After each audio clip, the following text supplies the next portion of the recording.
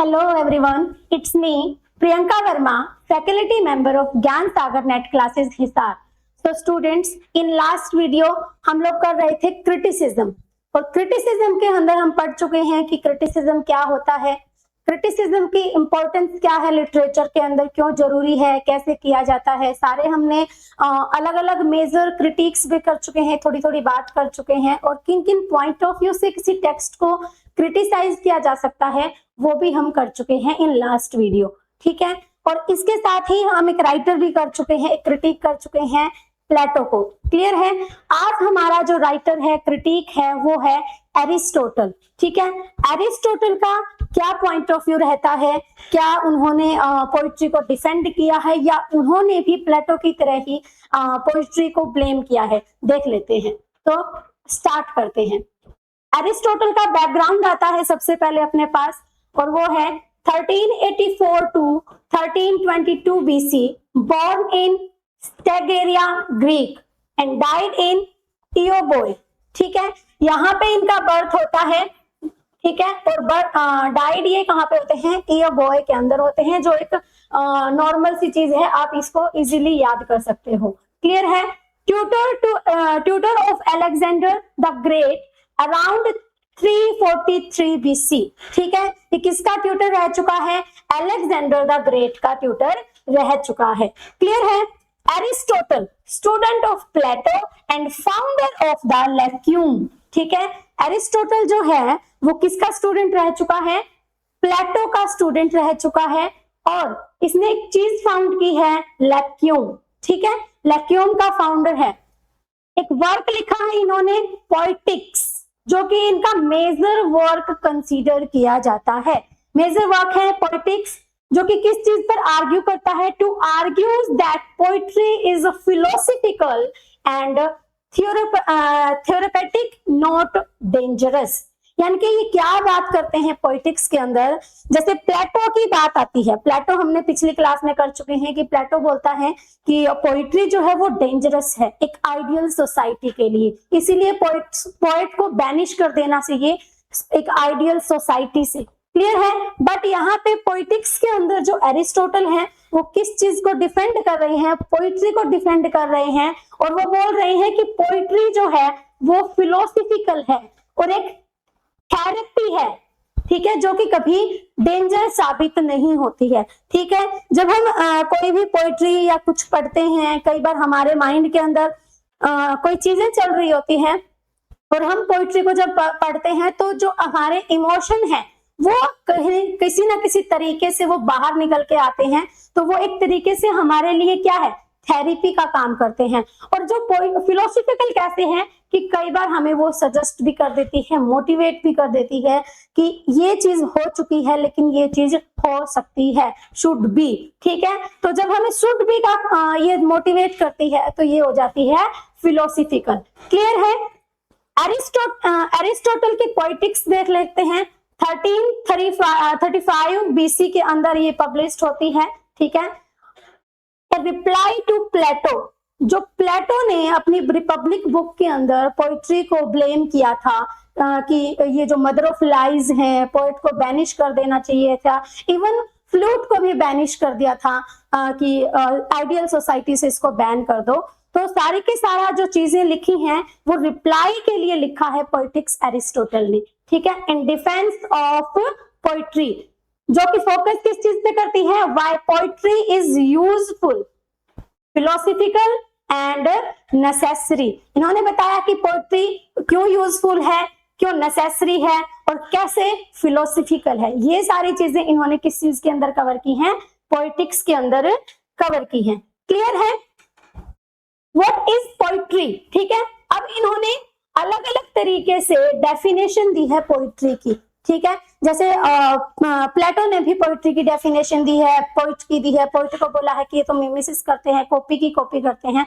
एक बार छोटा सा हम रिव्यू ले लेते हैं कि जो प्लेटो है उन्होंने क्या बोला था। प्लेटो ने बोला था कि ये जो पोएट हैं, ये जो पेंटर हैं, वो मिमिसिस करते हैं। ठीक है, क्या करते हैं, मिमिसिस करते हैं, किसी भी चीज की कॉपी करते हैं। जो रियलिटी है वो क्या होता है, रियलिटी होती है जो आइडिया होता है हमारा।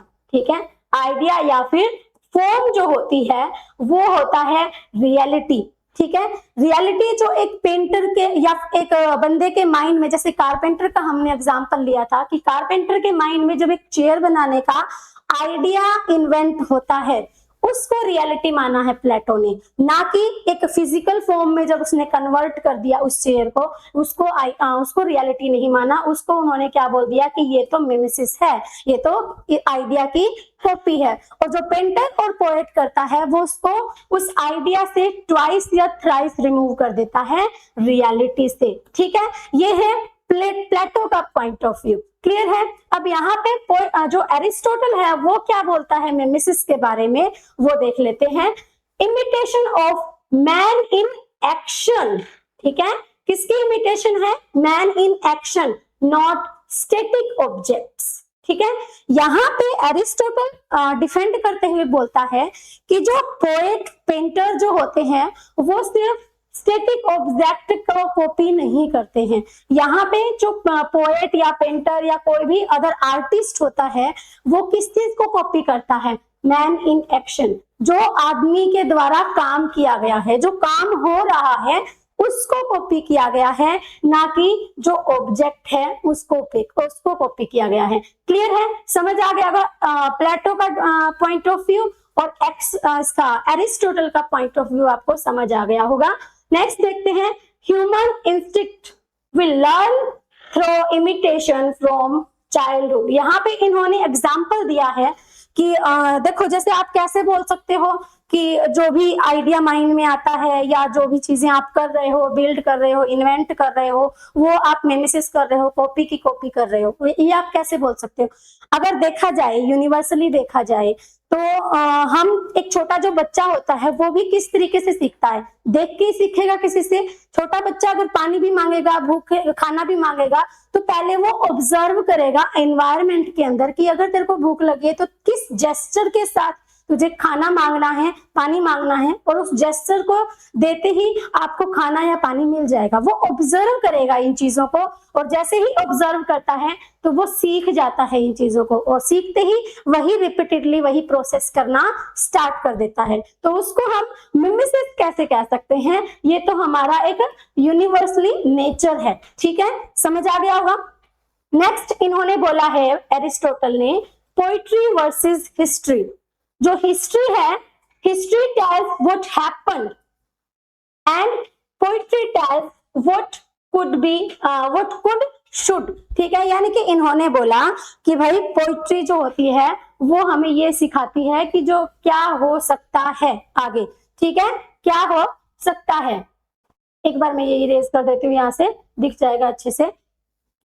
ठीक है, जो एरिस्टोटल है वो बोलते हैं कि क्या हो सकता है, और हिस्ट्री हमें बताती है कि क्या हो चुका है। क्लियर है, यानी कि हिस्ट्री जो है वो इंफीरियर मानी है इसने, एरिस्टोटल ने। ठीक है, किससे? पोइट्री से। क्लियर है, क्यों? क्योंकि हिस्ट्री एक पर्टिकुलर बंदे को या प्लेस को या जो इंसिडेंट हो चुका है उस चीज को रिप्रेजेंट करती है, लेकिन जो पोइट्री होती है वो जो हो चुकी है उस चीज पर फोकस नहीं करती, आगे क्या हो सकता है। ठीक है, जो हो गया, जो बीत गया वो हो गया, लेकिन आगे क्या हो सकता है, जब इस चीज को हमें सजेस्ट करती है, डायरेक्ट करती है, वो कौन करती है? पोइट्री करती है। क्लियर है, इसीलिए यहाँ पे कंक्लूजन में पॉइंट है, poetry is more philosophical and serious than history. ठीक है, जो पोइट्री है वो फिलोसॉफिकल है, सीरियस है हिस्ट्री के उसमें। ठीक है, क्यों? क्योंकि जो हिस्ट्री है, हिस्ट्री ने तो बता दिया, ठीक है, कभी हमें आगे मोटिवेट थोड़ी ना करेगी। युद्ध हुआ, युद्ध के बाद क्या? किसी ने जीत लिया थ्रोन, ठीक है, बस अब उससे आगे क्या? लेकिन पोइट्री जो है, अगर उसी वॉर के बारे में अगर कोई पोइट्री में उस चीज को रिप्रेजेंट कर रहा है तो आगे वो ऐसी ऐसी चीजें डाल देता है एक पोएट या आर्टिस्ट कि जो पढ़ रहा है, रीडर या ऑडियंस जो उसको देख रही है, वो उसके अंदर एक मोटिवेशन या फिर एक डायरेक्शन आ जाती है। ठीक है, इंस्ट्रक्ट कर देता है एक प्लॉट को कि आगे ये चीजें हो सकती है। क्लियर है, इसीलिए बोला है पोइट्री इज मोर फिलोसॉफिकल, क्योंकि एक फिलोसफर टाइप काम करने लग जाता है पोइट वहां पे। क्लियर है, यहाँ पे एरिस्टोटल ने टाइप्स बताए हैं पोइट्री के, कि कितने टाइप की पोइट्री होती है। ठीक है, पहला है ट्रेजेडी, हाईएस्ट फॉर्म। ठीक है, ट्रेजेडी को एरिस्टोटल ने सबसे हाईएस्ट फॉर्म बताया है। देखो एरिस्टोटल के टाइम पर टीवी या फिर सिनेमा ये वगैरह नहीं था।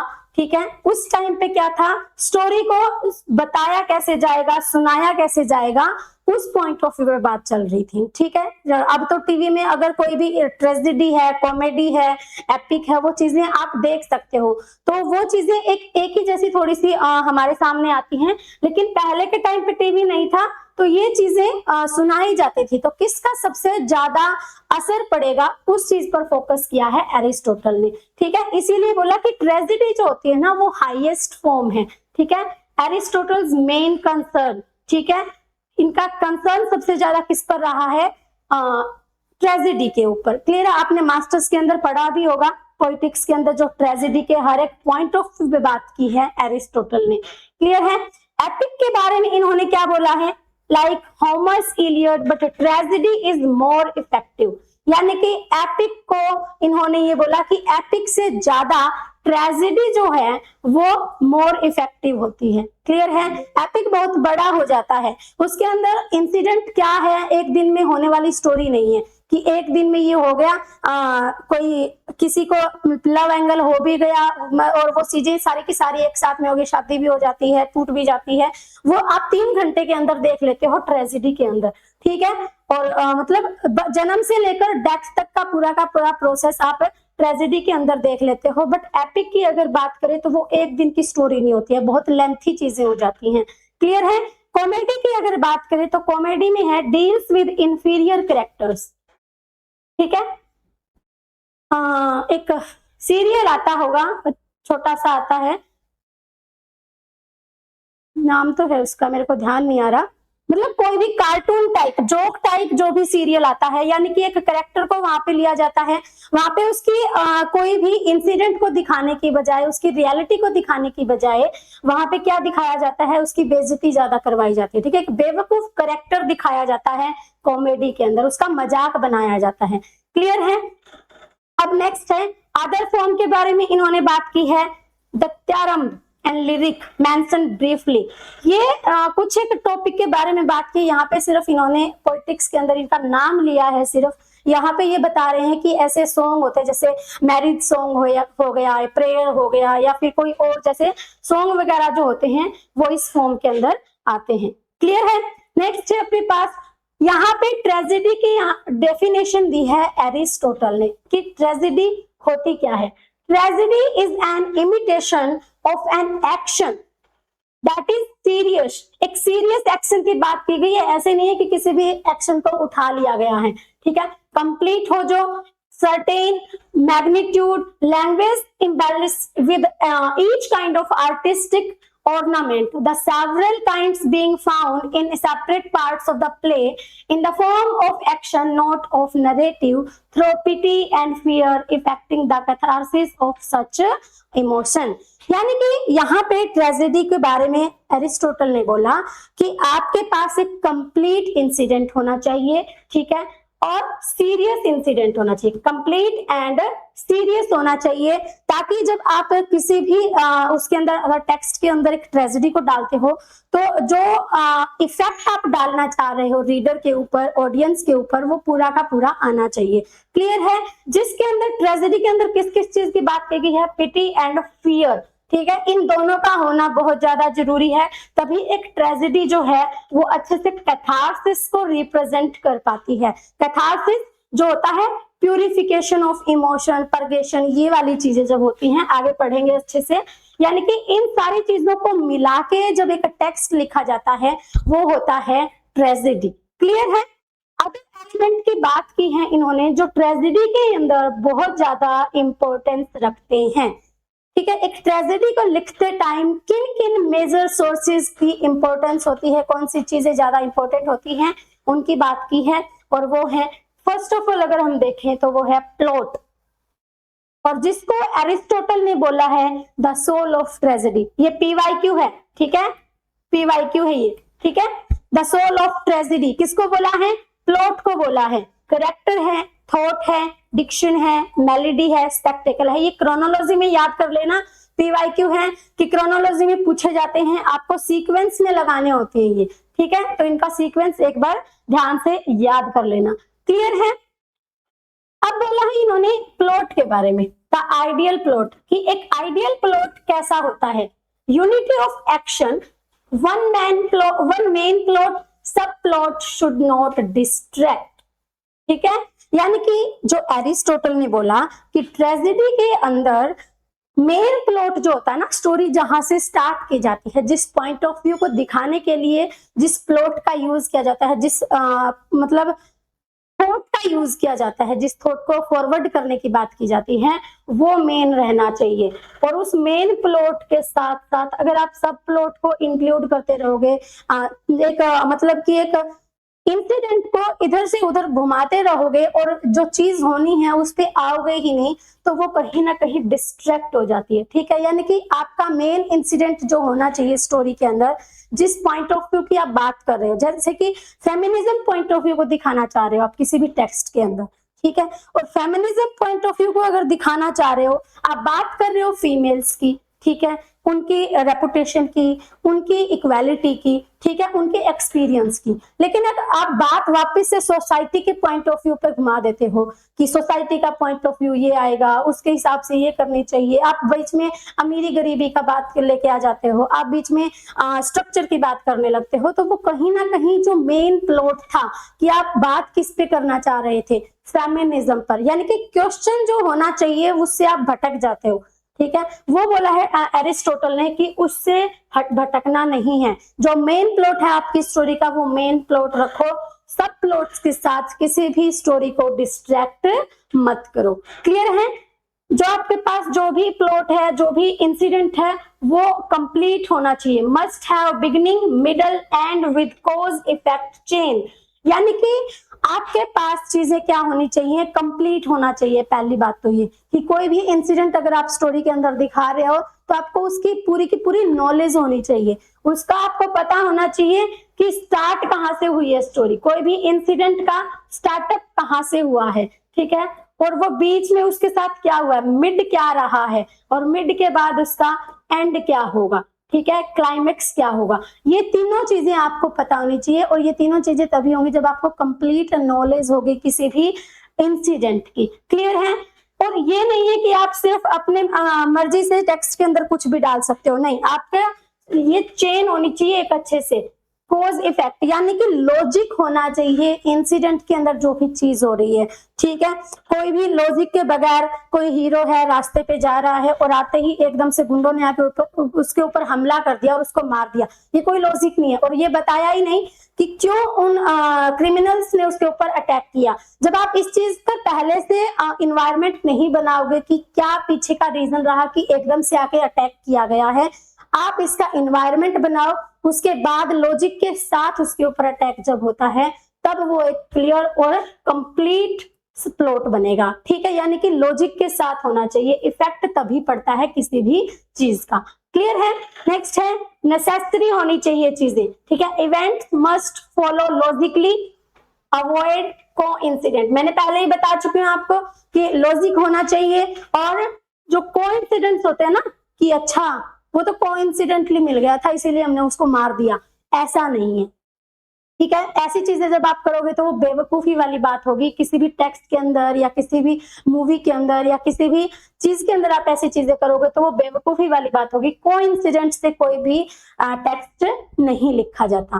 क्लियर है? नेक्स्ट आता है magnitude, not too short to be forgettable, not too long to be unmemorable, यानी कि आप जब किसी भी टेक्स्ट को लिखते हो या कोई भी स्टोरी लाइन बनाते हो तो आपकी स्टोरी लाइन जो है, आपका जो टेक्स्ट है, इतना छोटा नहीं होना चाहिए, कोई भी इंसिडेंट इतना छोटा नहीं होना चाहिए कि वो एकदम से पढ़ते ही खत्म हो जाए और किसी को याद भी ना रहे, ठीक है। और इतना लंबा भी नहीं होना चाहिए कि किसी को याद ही नहीं रहे कि पीछे हुआ क्या था, आगे दौड़ पीछे छोड़ वाली चीज नहीं होनी चाहिए। यानी कि रीडर को, ऑडियंस को स्टोरी लाइन एकदम से याद हो जानी चाहिए, इस तरीके की आपको स्टोरी लिखनी है। क्लियर है? आगे यहाँ पे बात करता है Aristotle the tragic hero and hamartia की। ठीक है, कि क्या एक हीरो कैसा है, हमरसिया कैसे आता है, वो चीजें हैं।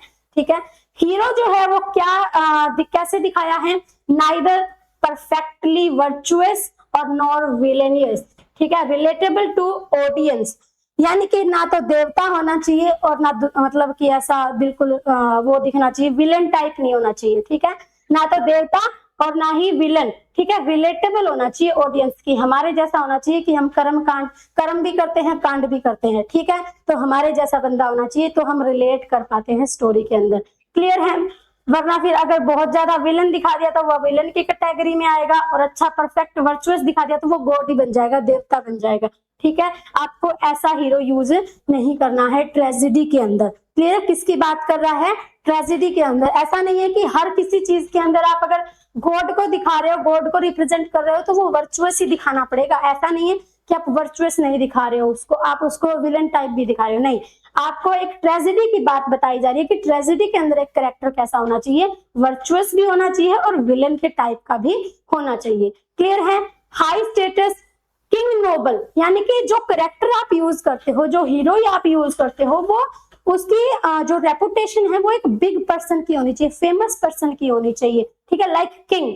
ठीक है, किंग लियर पढ़ा है, तो किंग लियर जो है, किंग लियर को यहाँ पे एग्जांपल लो कि जब किंग लियर यहाँ पे आता है, किंग लियर का एग्जांपल लिया, so his fall has greater impact, यानी कि जब आप किंग या बड़े बंदे की बात करते हो और स्टोरी के अंदर जब उसका फॉल होता है लास्ट में, तो वो ऑडियंस पर ज्यादा इफेक्ट डालता है कि अच्छा, राजा से भिखारी बन गया। वो वाला जो इम्पैक्ट आप पे पड़ता है वो एक ट्रेजेडी के अंदर इस तरीके से होना चाहिए कि किसी भी बड़े बंदे को आप लेकर चलो, या तो छोटे को लो या फिर बड़े को लो, कि छोटे से बड़ा हो गया या फिर बड़े से छोटा हो गया, ऐसे होना चाहिए।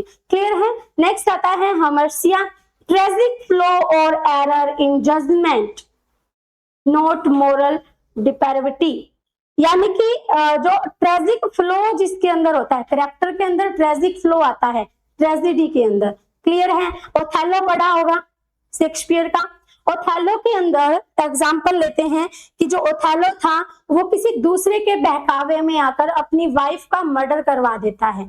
क्लियर है, जैसे ही वो अपनी वाइफ का मर्डर करवा देता है तब उसके वो मतलब कि क्या है, वो ऐसा नहीं है कि वो इस टाइप का बंदा है कि किसी को मरवाने वाला है या किसी से दुश्मनी करने वाला है, नहीं, या फिर अपनी वाइफ से लव नहीं करता है, ऐसी बात नहीं कि वो उस टाइम पर जब उसको ये चीजें बताई गई तो वो बहकावे में आ जाता है, वो एक तरीके से उसका जो माइंड है वो काम नहीं करता और वो एकदम से ऐसी चीज कर देता है कि उसका मर्डर करवा देता है। लेकिन जैसे ही उसको लास्ट में पता चलता है कि ये सारी की सारी कंट्रोवर्सी है, प्लानिंग की गई है उसको नीचा दिखाने के लिए या उसकी रेपुटेशन को गिराने के लिए, ये सारी मतलब प्लानिंग की गई थी, तब उसका क्या होता है, ट्रेजिक फ्लो होता है। क्लियर है, क्या होता है, ट्रेजिक फ्लो होता है, लास्ट में उसको गिल्टी भी फील होता है उस चीज का। क्लियर है, यहाँ पे एग्जांपल लिया गया है ओडिपस का। क्लियर है, ओडिपस का case, pride plus persistence to know the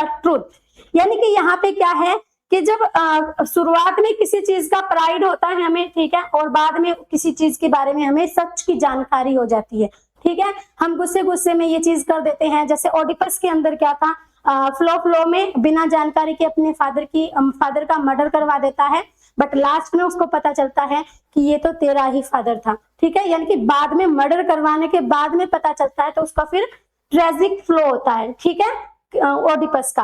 clear है, नेक्स्ट आता है अपने पास की ड्रामेटिक डिवाइस, आगे है पेरिपेसिया, रिवर्सल ऑफ फॉर्चून।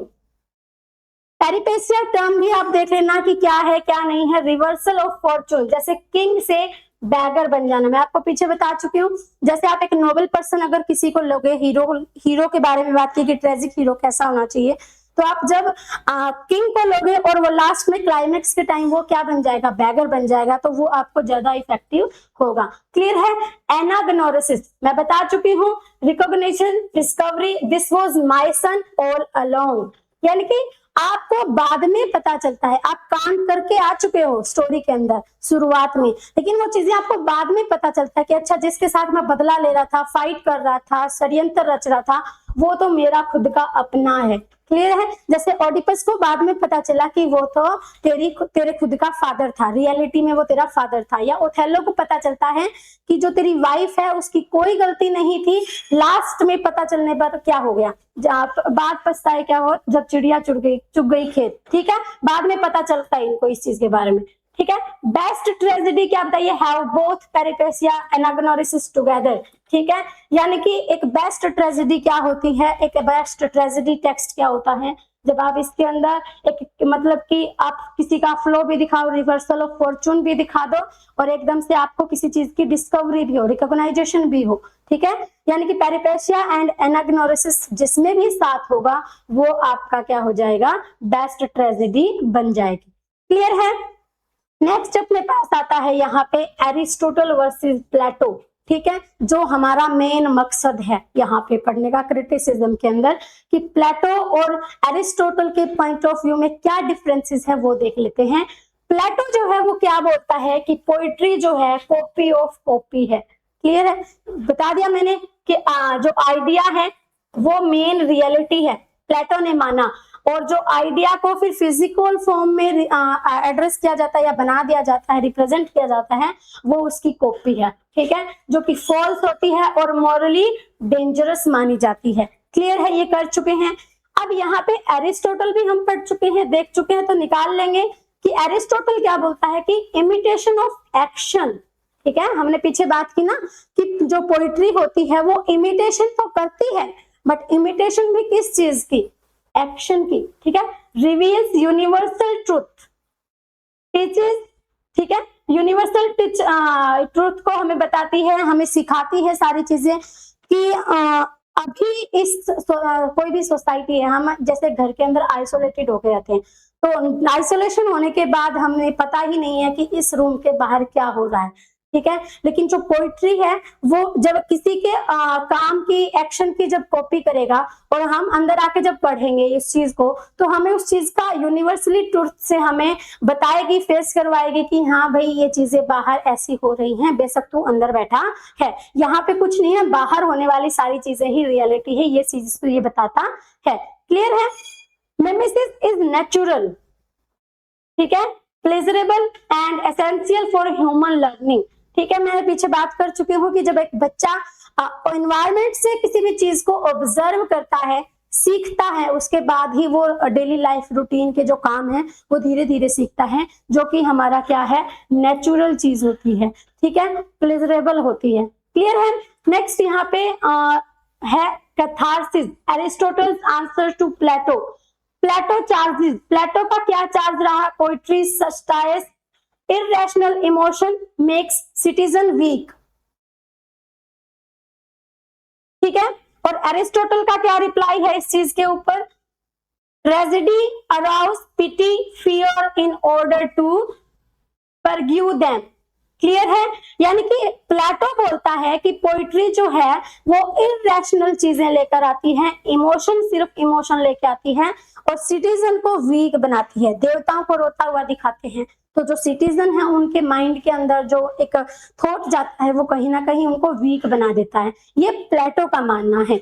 और एरिस्टोटल का मानना है कि ट्रेजेडी जो है वो पिटी और फियर से क्या करती है, आपके अंदर इमोशन ऐसे डाल देती है कि जब पिटी और फियर एकदम से कोई चीज आती है, आप लास्ट में रो देते हो, तो आपके जो इमोशन है, जो आपके जो थॉट हैं वो प्यूरिफाई हो जाते हैं। ठीक है, ट्रेजेडी इसमें पोइट्री की वजह से। और ये किस पॉइंट ऑफ व्यू को पढ़ाता है, कैथारसिस को। ठीक है, purgation, cleaning, clarification of emotion, यानी कि जब आपके इमोशन को क्लीन किया जाता है, क्लैरिफिकेशन किया जाता है, प्यूरिफिकेट किया जाता है, वो क्या होता है, कैथारसिस। ठीक है, जिसका रिजल्ट क्या निकला, audience feels relieved, एनलाइटेड, poetry is therapeutic not harmful. Clear है, यानी कि जब एक रीडर को पोइट्री पढ़कर अपने इमोशन को बाहर निकालने का एक पाथ मिल रहा है, तो वो डेंजरस कैसे हो सकती है, वो तो एक थेरेपी हुई ना। यानी कि ये चीज तो साइकेट्रिस्ट भी करते हैं कि कोई भी चीज जब कोई डिप्रेशन में चला जाता है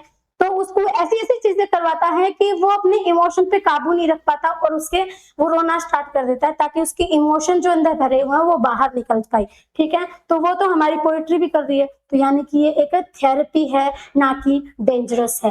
क्लियर है। नेक्स्ट है अपने पास कि प्लेटो ने बैन क्यों किया उसको, ban poetry to protect the ideal state. हम पढ़ चुके हैं जब हमने प्लेटो किया। ठीक है, तो प्लेटो ने क्या किया था कि बैन कर दो भाई, अगर आपको एक आइडियल सोसाइटी चाहिए तो आपको ऐसे इल्यूजन डालने वाले पब्लिक को इस सोसाइटी से बैन करना होगा। ठीक है, एक्साइल करना होगा। ये किसने बोली है, प्लेटो ने बोला है। क्लियर है। बट एरिस्टोटल ने यहाँ पे अपना क्या पॉइंट ऑफ व्यू रखा, use poetry to heal and educated real citizen.